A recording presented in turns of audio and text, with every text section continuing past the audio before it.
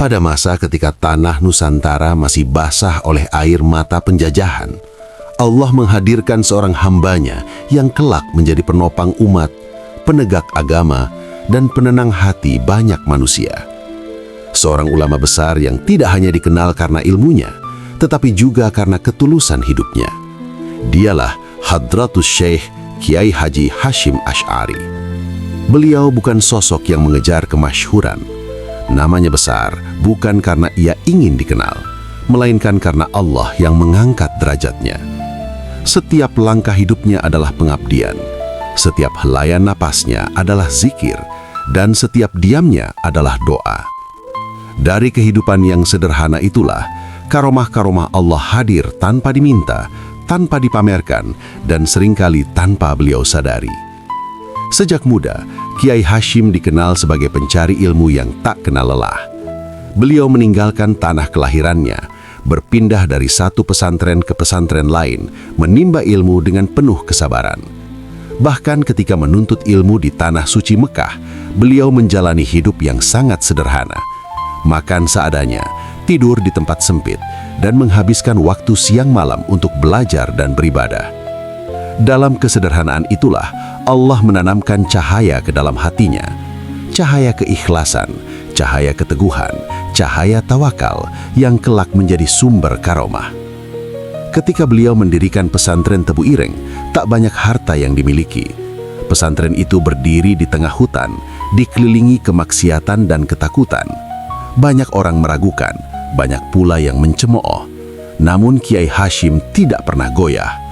Beliau yakin selama niatnya lurus karena Allah, maka pertolongan Allah pasti datang. Hari demi hari, Tebu Ireng mulai berubah. Hutan menjadi tempat zikir, tanah yang dulu sunyi menjadi tempat lahirnya para ulama. Semua itu bukan karena kekuatan manusia, tetapi karena keberkahan niat yang ikhlas. Suatu ketika, pesantren Tebu Ireng dilanda musibah besar. Penyakit menular menyebar cepat. Santri-santri jatuh sakit, badan mereka panas, tubuh mereka lemah, dan sebagian hanya bisa terbaring tanpa daya. Pada masa itu, obat-obatan sangat terbatas. Dokter hampir tak ada. Kepanikan menyelimuti pesantren. Para santri cemas, para pengurus bingung. Namun di tengah kegelisahan itu, Kiai Hashim tetap tenang. Beliau tidak mengeluh, tidak menyalahkan keadaan. Beliau hanya mengajak seluruh santri untuk kembali kepada Allah. Di malam yang sunyi, beliau memerintahkan para santri berwudu. Mereka dikumpulkan di masjid pesantren. Lampu redup, suara batuk dan rintihan terdengar di sudut-sudut ruangan. Lalu dengan suara yang pelan namun penuh keyakinan, Kiai Hashim memimpin doa dan salawat. Tangannya terangkat tinggi, air matanya jatuh membasahi janggut dan sorbannya. Doanya tidak keras, tetapi meresap ke dalam hati siapapun yang mendengarnya. Beliau memohon bukan dengan kata-kata indah, melainkan dengan kepasrahan yang total. Malam itu, suasana berubah, hati menjadi tenang, ketakutan perlahan menghilang, dan keesokan harinya, sesuatu yang tak disangka terjadi. Santri yang sebelumnya terbaring lemah, mulai bangkit, panas tubuh menurun, penyakit yang menyebar cepat itu berangsur-angsur menghilang. Orang-orang menyebutnya karomah. Namun bagi Kiai Hashim, itu hanyalah rahmat Allah. Beliau tidak pernah mengklaim apapun. Bahkan beliau justru berkata bahwa doa hanya akan dikabulkan jika hati benar-benar bersih dari rasa memiliki kekuatan selain Allah. Karomah lain terlihat dari keteguhan beliau di hadapan penjajah.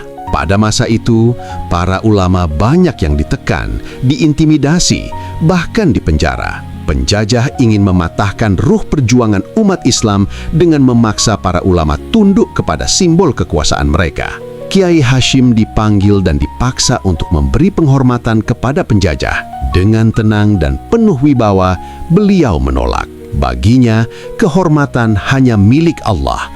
Tidak boleh seorang ulama menundukkan kepala kepada kezaliman. Akibat penolakan itu, beliau dipenjara.